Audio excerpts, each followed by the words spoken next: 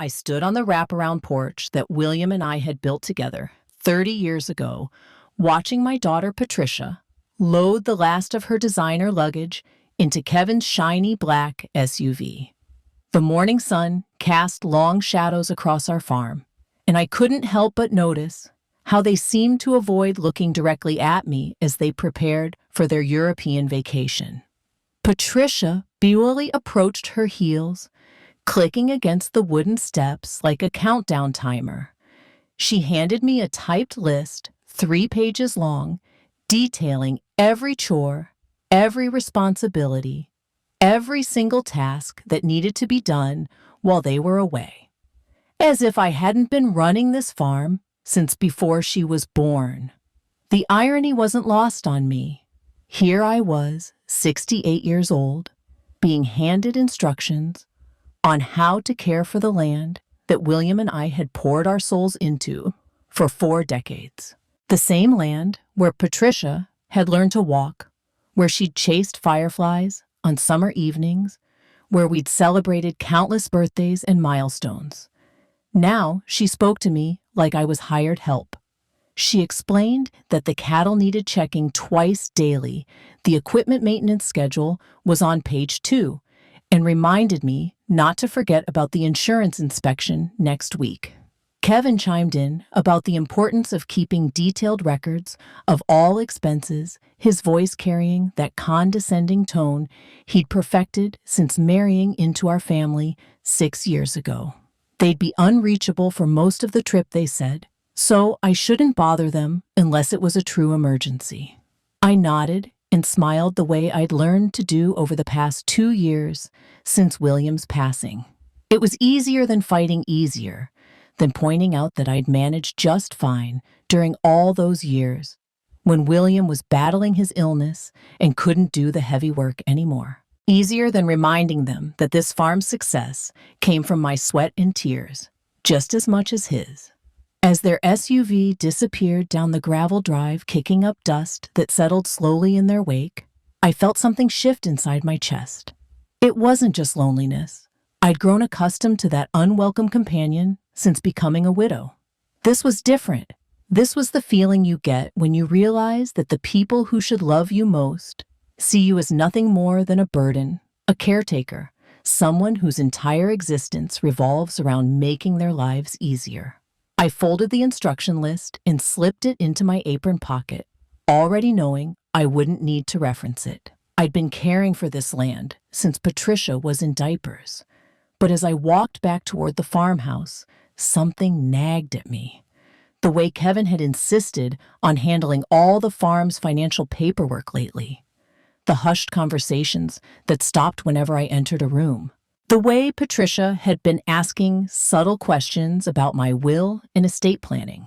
Maybe it was time I started paying closer attention to what was really going on in my own home. The silence hit me first. Not the peaceful quiet I used to cherish, when William and I would sit together on the porch after a long day's work, but the hollow kind of silence that makes you acutely aware of your own heartbeat. I poured myself a cup of coffee from the pot I'd made for 3 people out of habit, then sat at the kitchen table where William's empty chair seemed to mock my solitude. 2 years. That's how long it had been since I'd lost my husband, my partner, my best friend. People told me the grief would get easier, but they never mentioned how the practical parts of widowhood could be just as devastating. Suddenly, I wasn't just Dorothy Henderson anymore. I was the widow who needed help, the elderly woman who couldn't possibly manage on her own, the burden that adult children reluctantly inherit. Patricia had moved back to the farm after William's funeral, claiming she wanted to help me through the difficult transition. At first, I was grateful. The farmhouse felt too big, too quiet, and having family close seemed like a blessing. But gradually, I began to notice the shift. Decisions about the farm that William and I had always made together were now being made without consulting me. Kevin started handling the banking, saying it would be one less thing for me to worry about.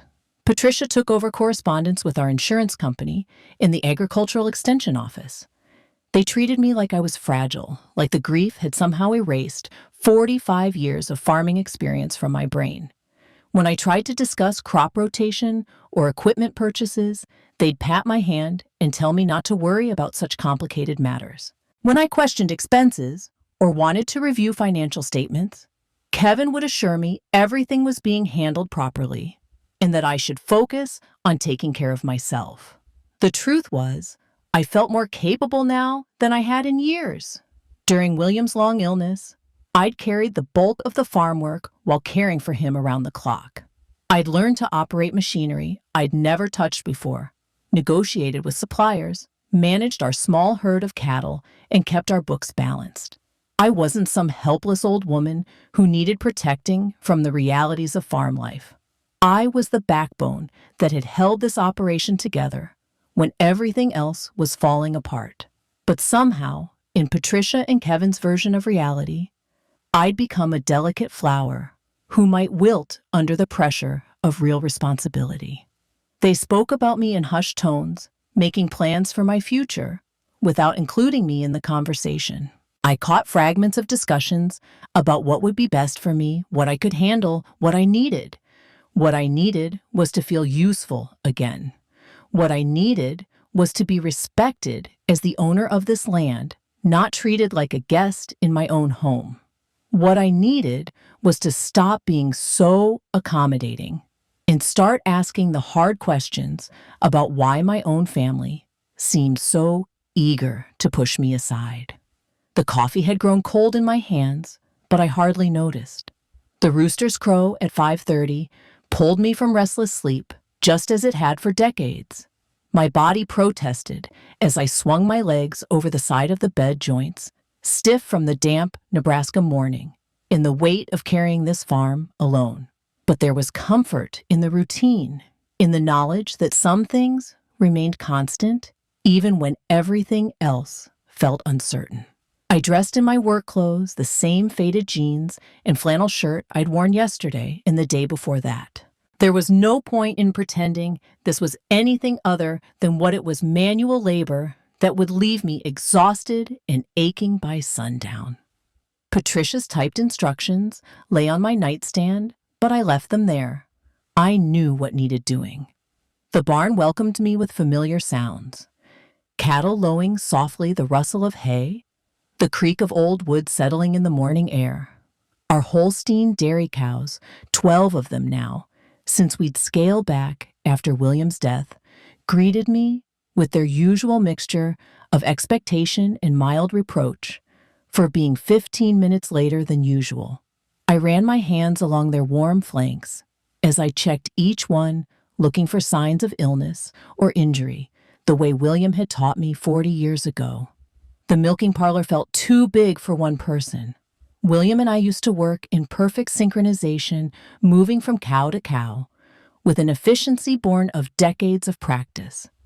Now I moved alone, taking twice as long to complete tasks that had once been shared. My lower back ached by the time I finished, and I still had the rest of the day ahead of me. After turning the cattle out to pasture, I walked the fence line, checking for damage or weak spots. The morning sun climbed higher, promising another scorching August day. Sweat beaded on my forehead as I tightened loose wire and replaced a rotted fence post that had been on William's to-do list when he died. My hands, once soft and delicate, now bore the calluses and small cuts that came with this life. By noon, I was exhausted, the kind of bone-deep tired that sleep doesn't cure because it comes from carrying a burden too heavy for one person. I sat on the porch steps, eating a sandwich made from yesterday's leftovers, and wondered how long I could keep this up. Not the physical work. I was stronger than Patricia and Kevin gave me credit for, but the loneliness of it all. This farm had been built by partnership, by two people working toward the same goals with shared dreams and mutual respect. Now it felt like I was just going through the motions, maintaining something that no longer had a future, keeping it alive for people who saw it only as an asset to be managed rather than a legacy to be honored. The afternoon stretched ahead of me full of more chores, more solitary decisions, More reminders that I was truly alone in this world that William and I had created together. It was Wednesday evening when I decided to tackle the stack of mail that had been accumulating on the kitchen counter. Patricia usually sorted through everything, handling what she called the important correspondence, but with her gone, I figured I should at least know what bills were coming due. I settled into William's old recliner with my reading glasses and started opening envelopes. The first few pieces were routine. Utility bills, a notice from the feed store, a promotional flyer from the agricultural supply company. But then I opened the bank statement from our primary checking account, the one Kevin had insisted on managing to make things easier for me. My hands trembled slightly as I unfolded the pages, not from age, but from what I was seeing. The numbers didn't make sense. There were charges I didn't recognize, withdrawals I couldn't account for. A payment to something called European Travel Specialists for over $8,000. Multiple cash advances each for the maximum daily limit.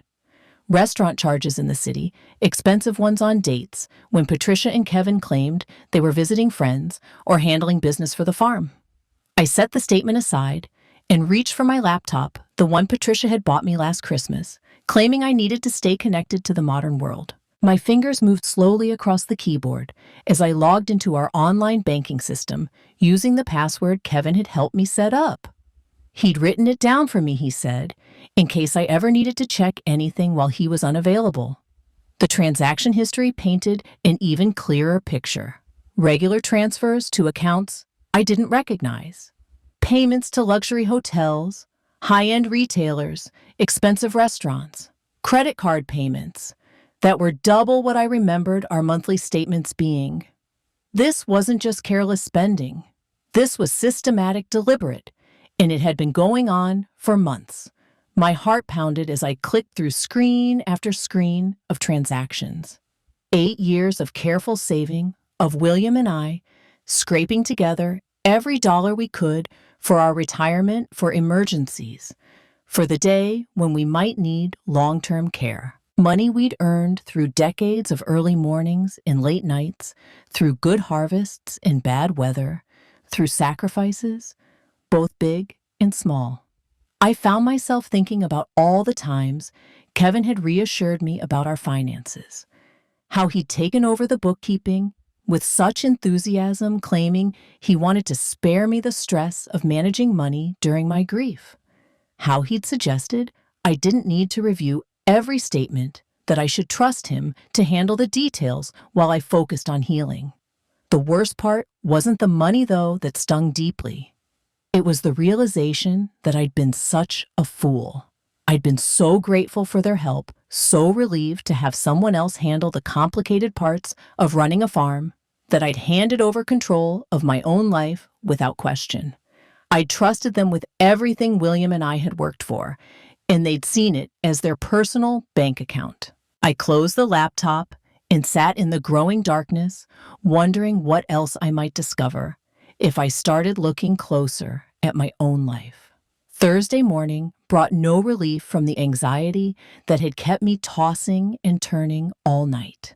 The bank statement sat on my kitchen table like evidence of a crime I was only beginning to understand.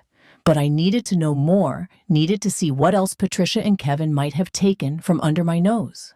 I climbed the narrow stairs to the second floor, my knees protesting with each step.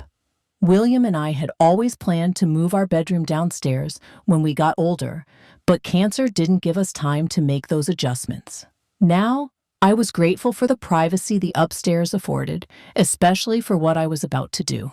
In our bedroom, my bedroom now, I knelt beside the old cedar chest at the foot of the bed. This had been my grandmother's chest, passed down through 3 generations of women who understood the importance of keeping precious things safe. William used to tease me about my hiding places, but he respected my need for some secrets, some treasures that were mine alone.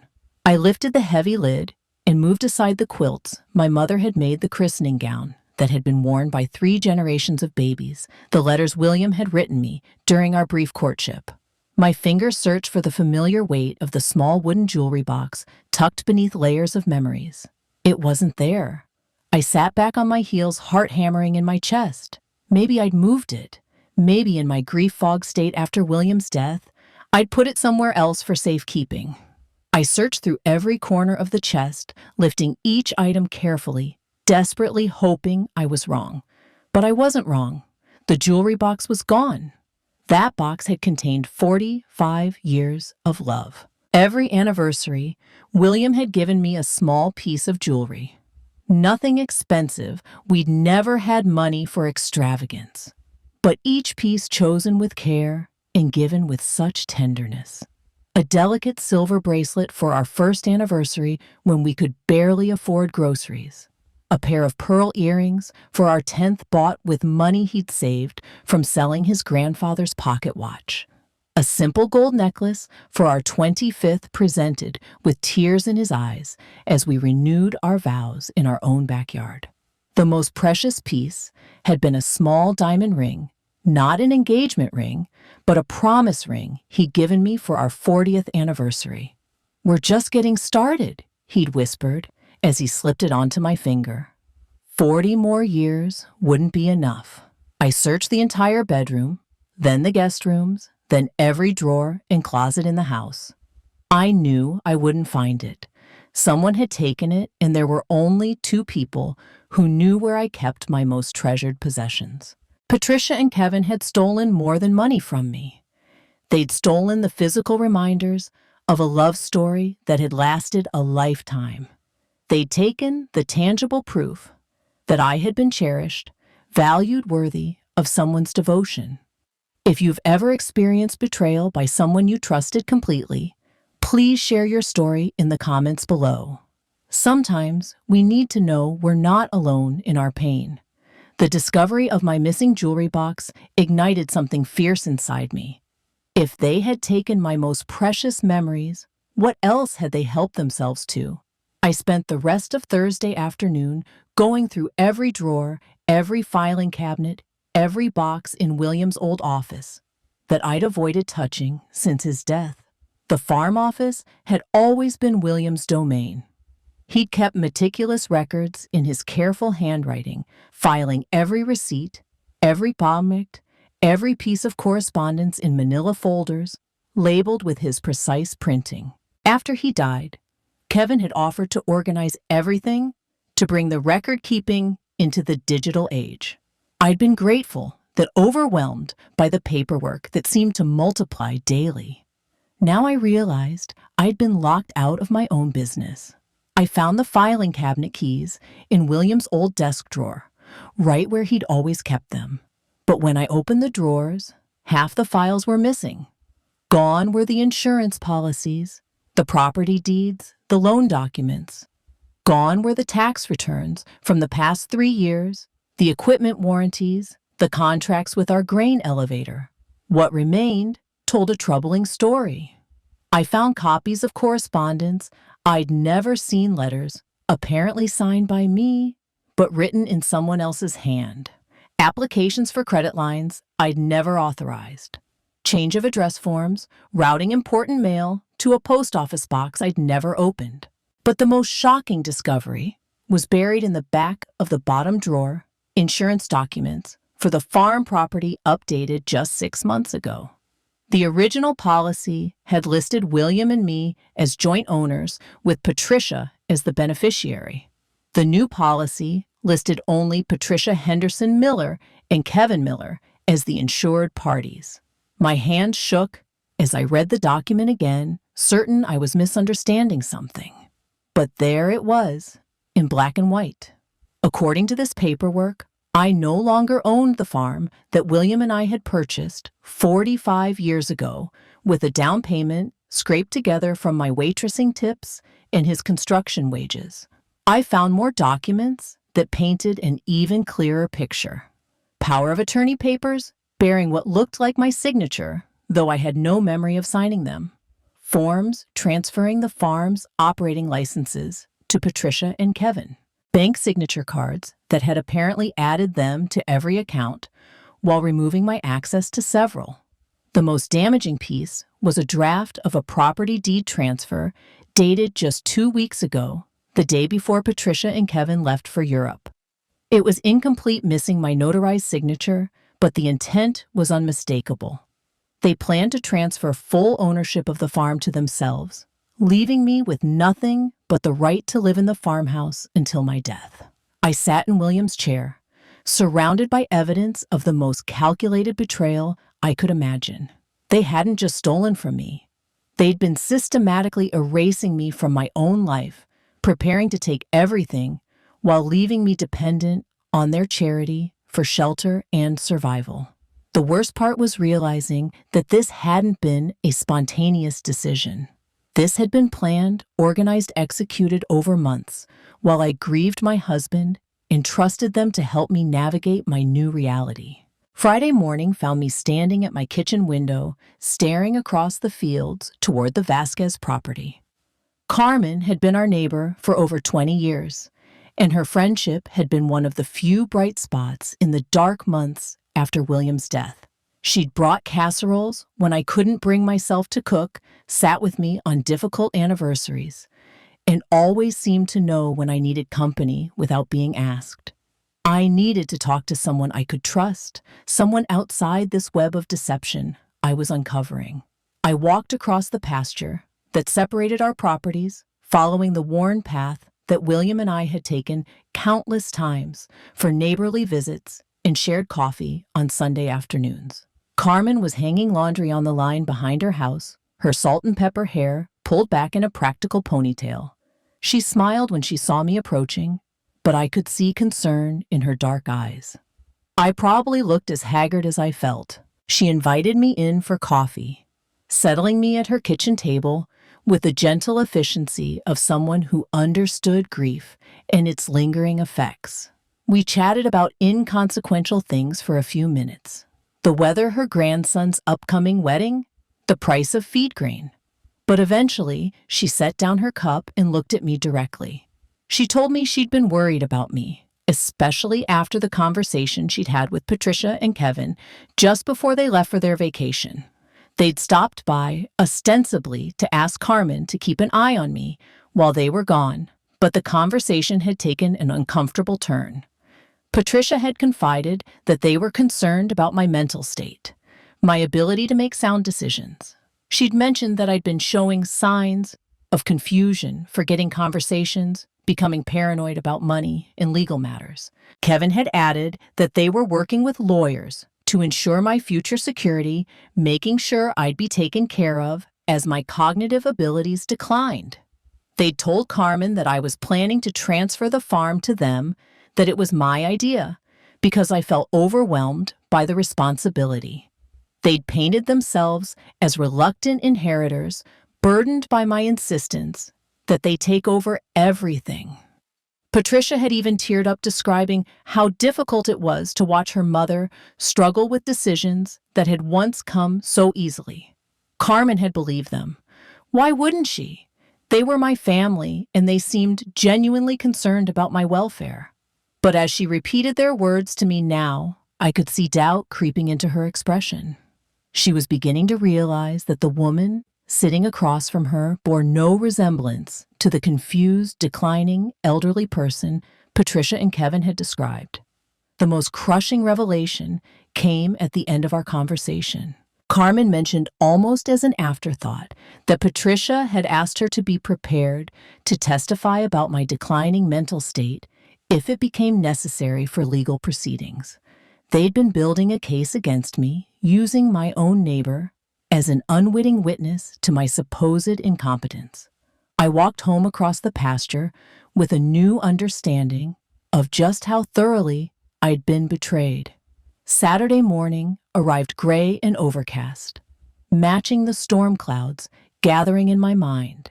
I sat at my kitchen table with all the evidence spread before me, like pieces of a jigsaw puzzle that finally formed a complete and devastating picture.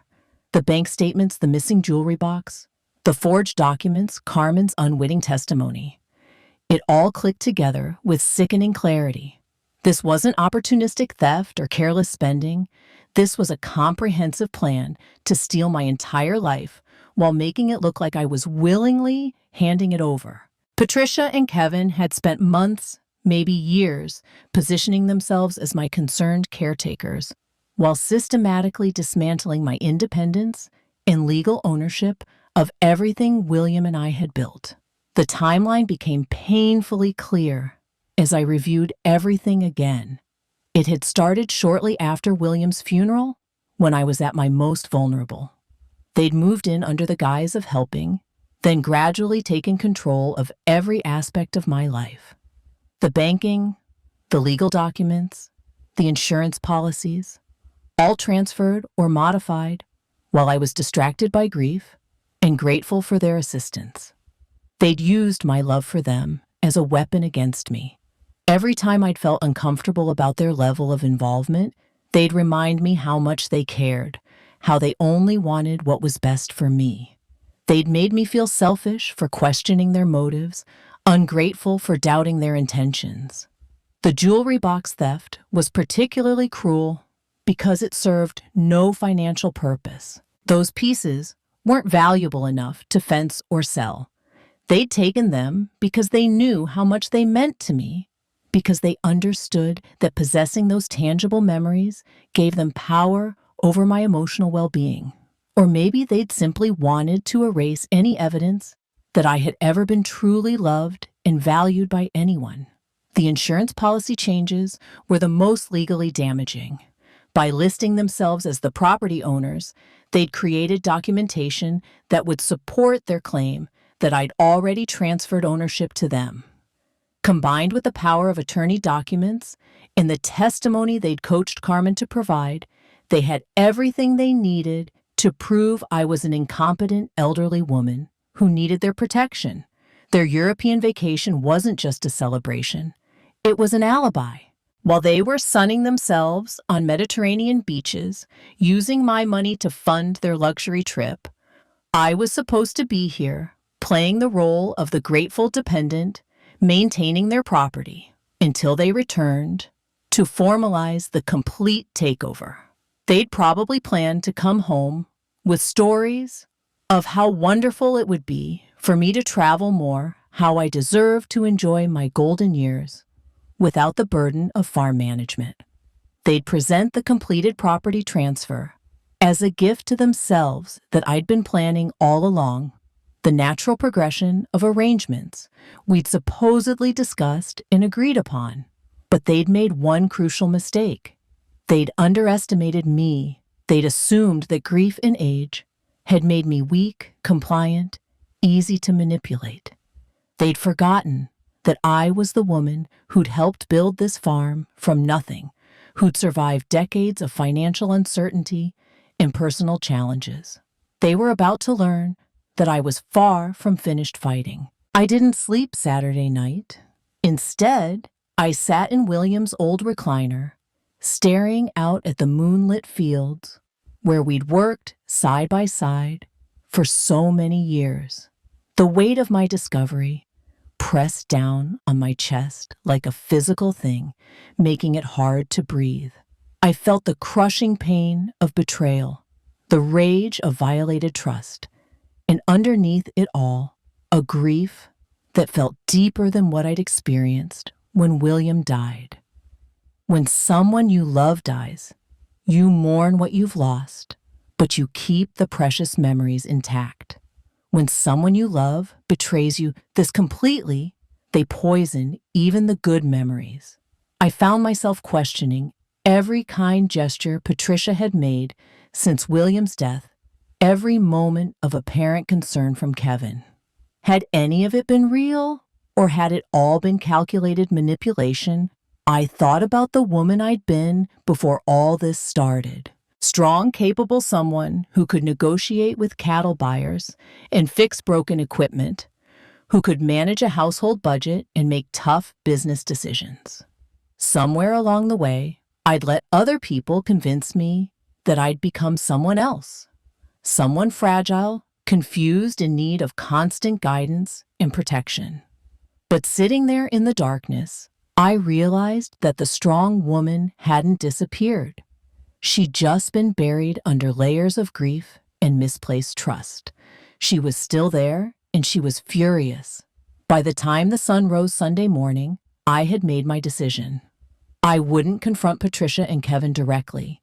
That would only give them time to fabricate explanations, to gaslight me into doubting what I'd discovered, to accelerate whatever timeline they'd established for their final takeover.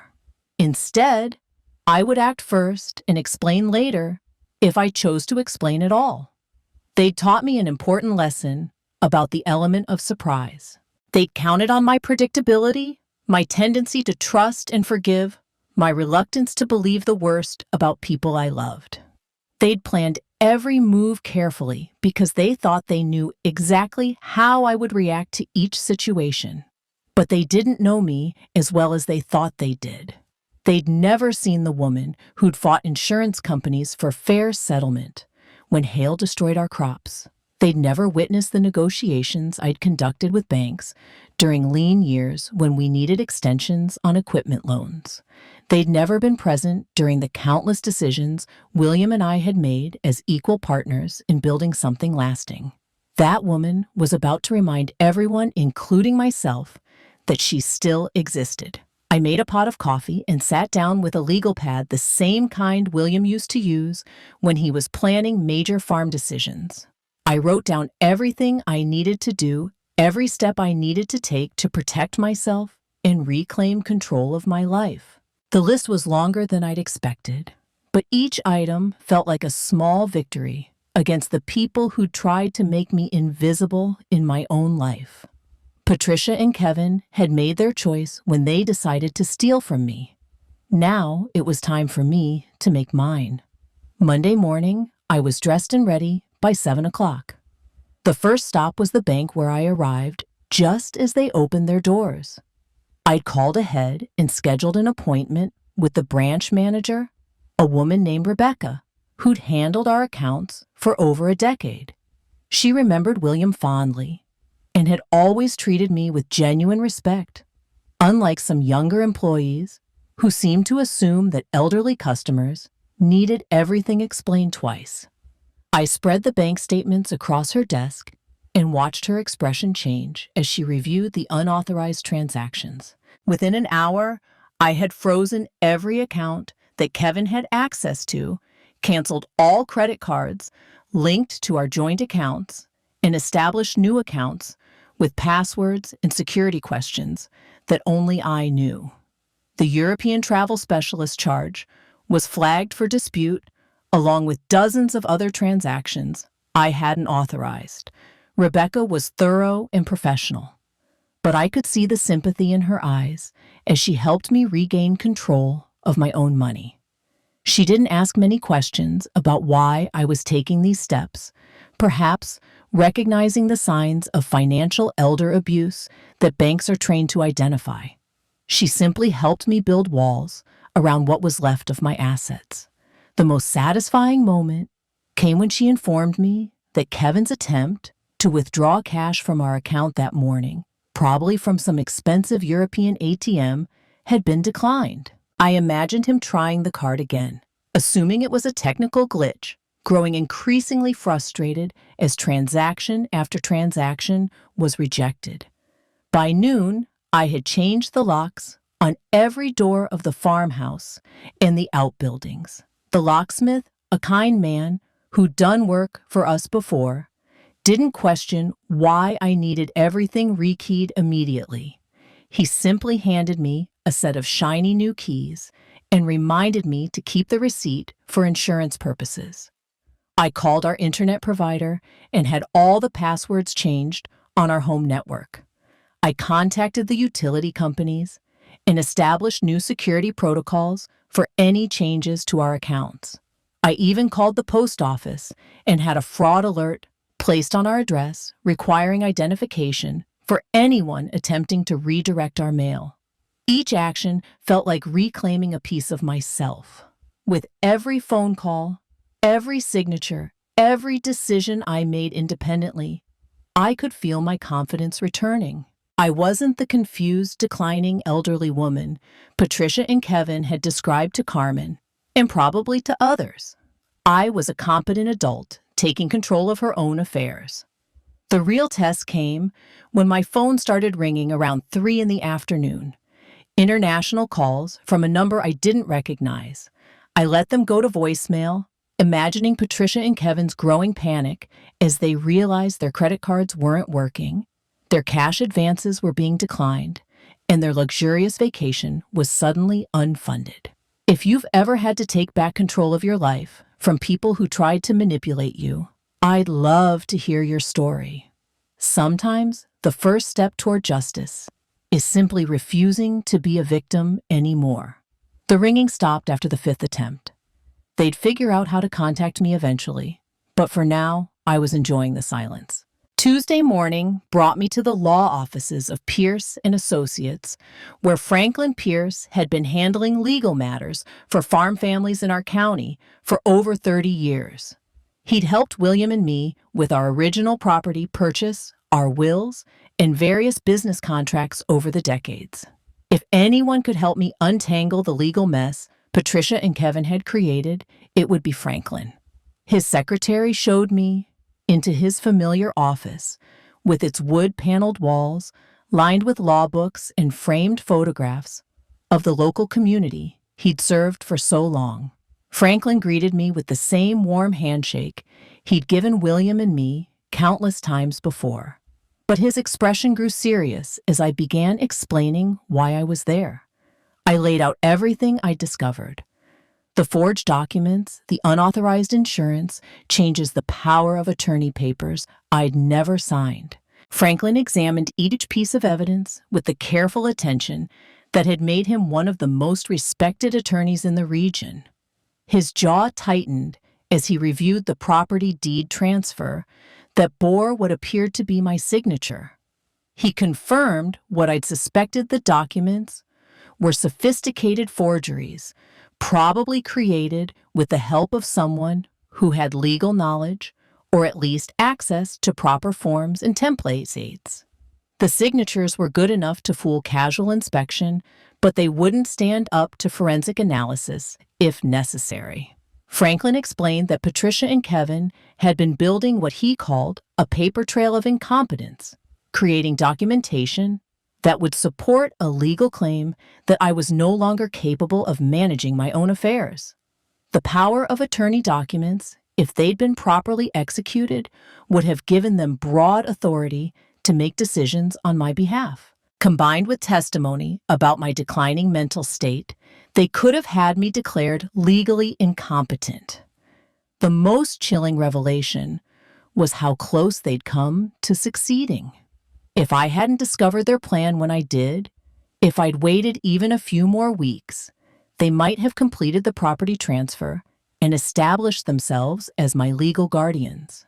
At that point, challenging their actions would have been exponentially more difficult and expensive. Franklin immediately began the process of protecting my interests.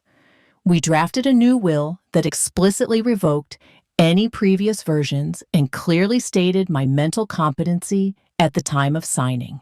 We created new power of attorney documents that named Franklin's firm as my representative, effectively blocking any future attempts by Patricia and Kevin to claim authority over my affairs. Most importantly, we filed a formal complaint with the county attorney's office regarding the forged documents and unauthorized financial transactions.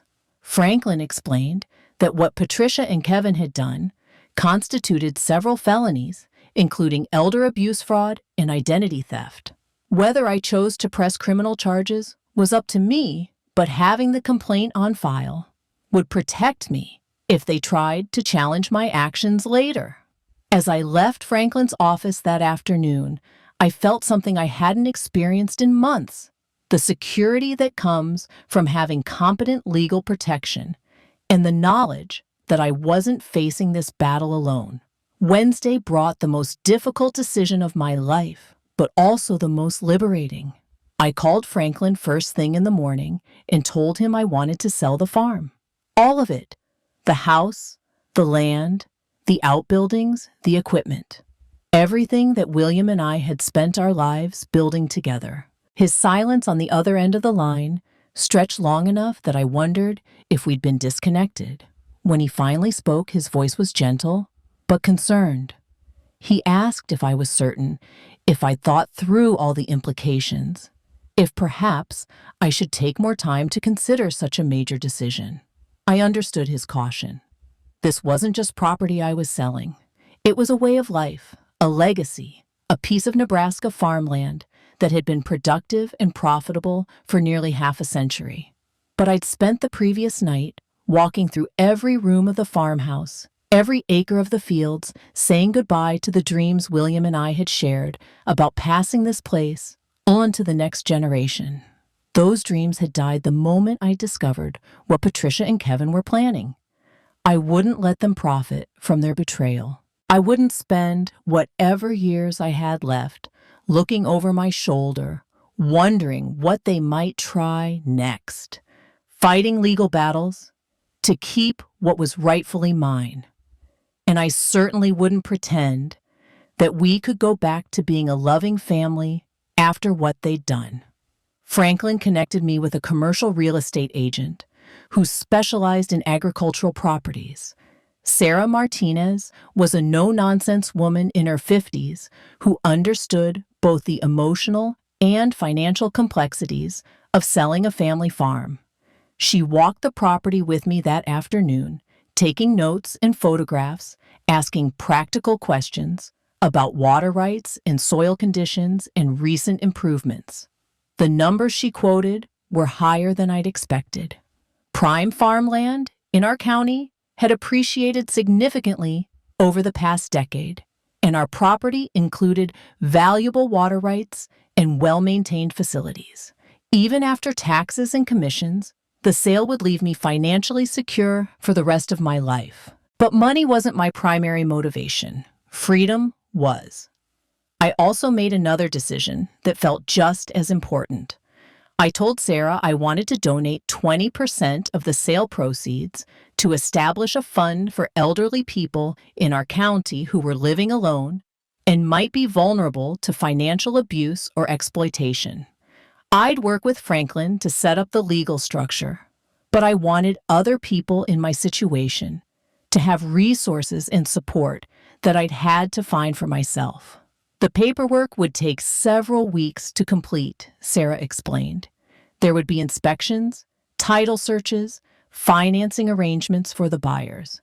But she was confident we could close within 60 days if I was serious about moving quickly. I was serious about everything now. For the first time since William's death, I was making decisions based on what I wanted rather than what other people expected of me. The farm would go to people who would appreciate it and continue its productive legacy. Patricia and Kevin would get nothing, and I would get my life back. The calls started Thursday evening, just as I was settling down with a cup of tea and the real estate documents that would soon free me from this beautiful prison Patricia and Kevin had tried to create. The phone's shrill ring cut through the peaceful quiet of my kitchen, the caller ID showing that international number I'd been ignoring for days. This time, I answered. Patricia's voice came through the line with a frantic edge I'd never heard before. She was calling from their hotel in Rome, she said, and there seemed to be some kind of problem with their credit cards. All of them had been declined, and the hotel was threatening to involve the police if they couldn't settle their bill immediately. Surely there was some mistake with the bank, some computer error that I could help resolve. I let her talk, listening to the panic creep into her voice as she described their situation.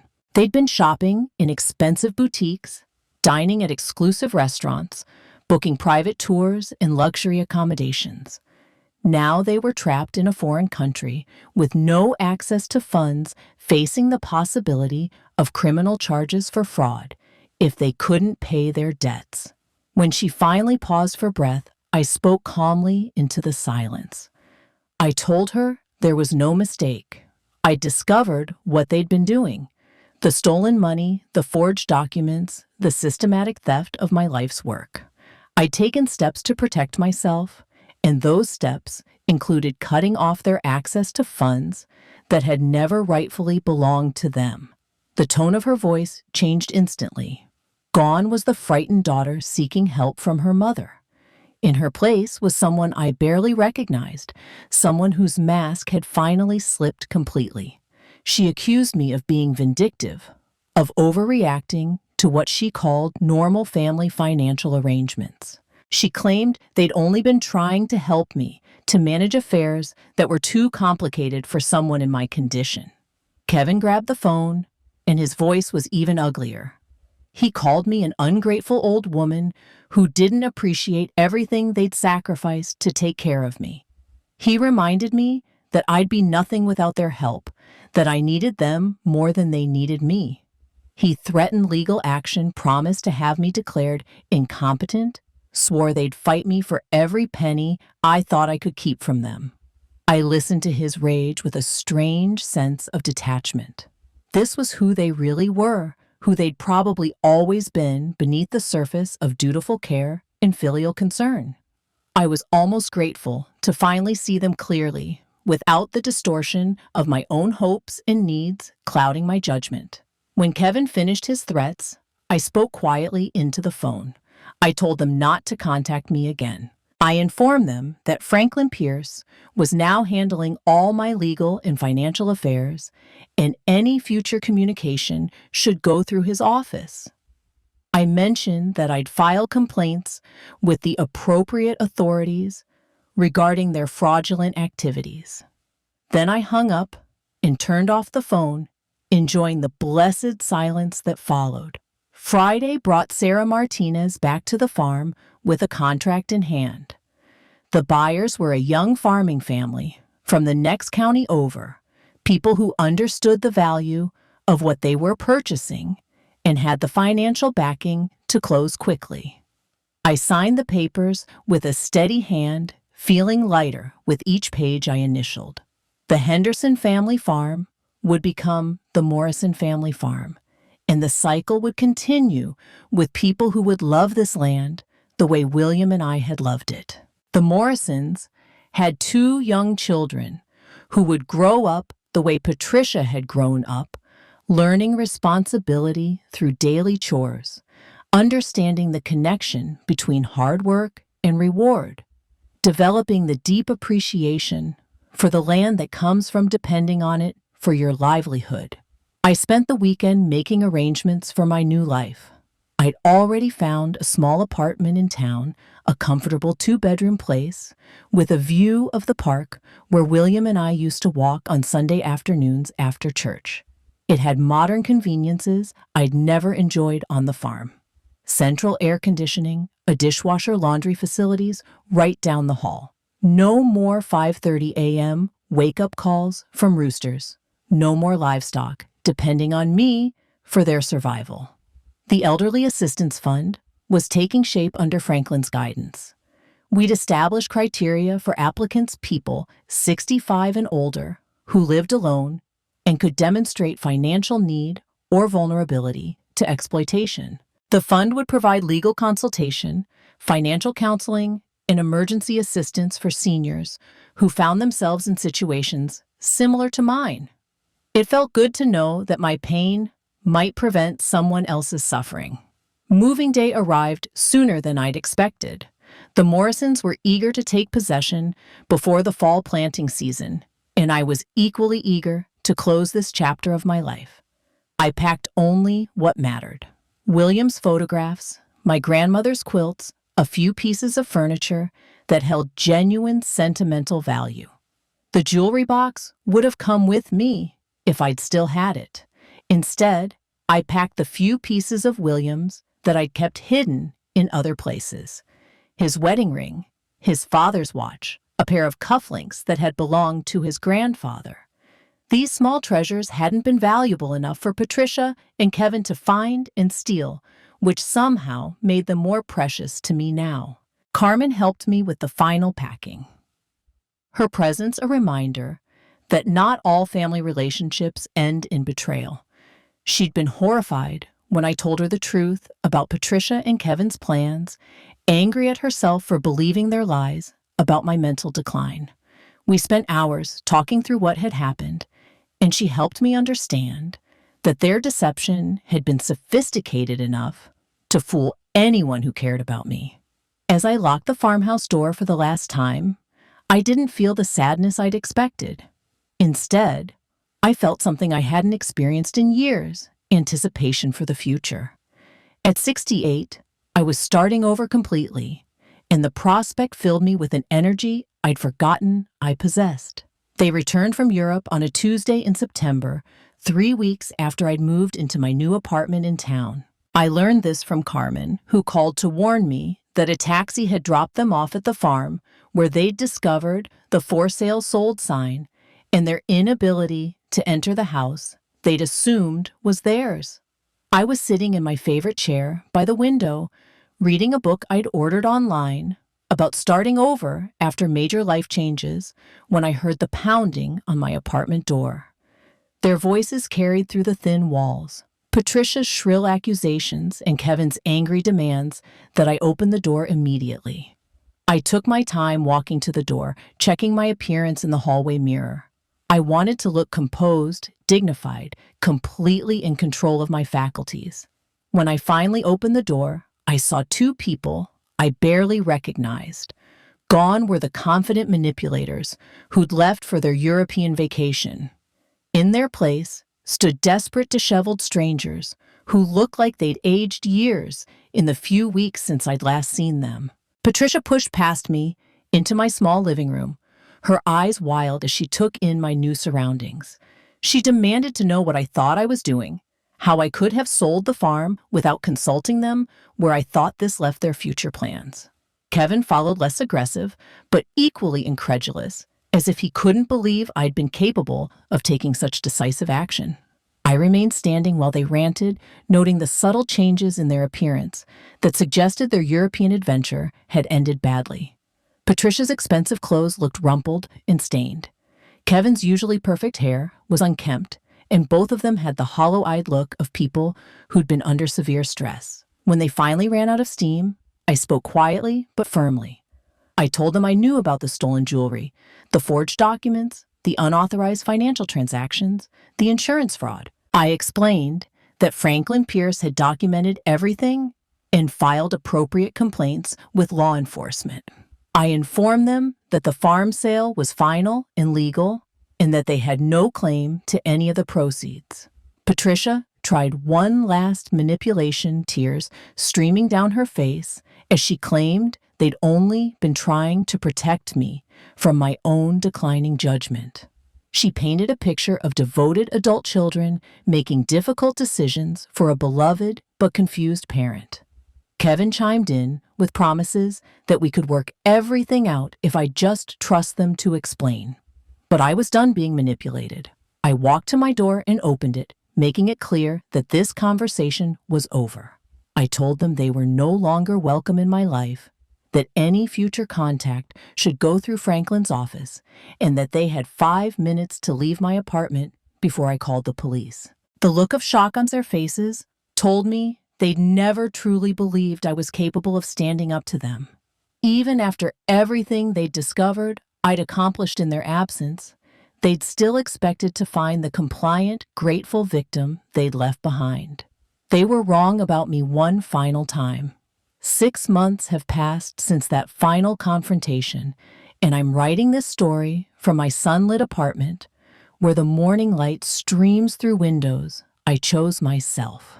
The view overlooks the town park, where children play on swings that William helped install during a community volunteer day 20 years ago. It's a different kind of peace than I knew on the farm, but it's entirely my own. The legal proceedings against Patricia and Kevin concluded last month. Franklin's thorough documentation made their guilt undeniable, and they accepted a plea agreement that included restitution for the stolen funds and community service. They'll carry felony convictions for the rest of their lives, which seems appropriate for people who tried to steal someone else's entire existence. I never got my jewelry box back. They claimed they'd sold the contents to pay for their European expenses, though I suspect the truth is more spiteful than that. But I've made my peace with that loss. Those physical tokens were precious, but the memories they represented can't be stolen by anyone. I carry 45 years of William's love in my heart, where no one else can touch it. The Elderly Assistance Fund has already helped 12 people in our county, providing legal aid and financial counseling for seniors who found themselves in vulnerable situations. Last month, we helped a 73-year-old widow whose nephew had been systematically draining her savings account. She reminded me of myself 8 months ago, confused, betrayed, but ultimately stronger than the people who tried to victimize her. I've learned things about myself that I never expected to discover at this stage of life. I'm braver than I thought, more resilient than I believed, and far more capable of starting over than I ever imagined. The woman who was too timid to question her own family's motives has become someone who speaks at community meetings about elder abuse, who mentors other widows navigating the challenges of independent living. Some evenings, I drive past the old farm and see the Morrison family working in fields that William and I once tended. Their children ride bikes down the same dirt roads where Patricia learned to drive. The land continues its cycle of productivity and renewal just as it should. Selling the farm wasn't an ending. It was a transfer of stewardship to people who would honor what came before while building their own dreams. People ask me if I regret cutting ties with my daughter and son-in-law so completely. The honest answer is no. Family isn't defined by blood alone. It's defined by love, respect, and mutual care. Patricia and Kevin forfeited their place in my family when they chose greed over genuine relationship. At 68, I'm discovering that life's third act can be just as meaningful as what came before, maybe more so, because every choice is deliberate, every day is precious, and every victory is earned through wisdom rather than wishful thinking.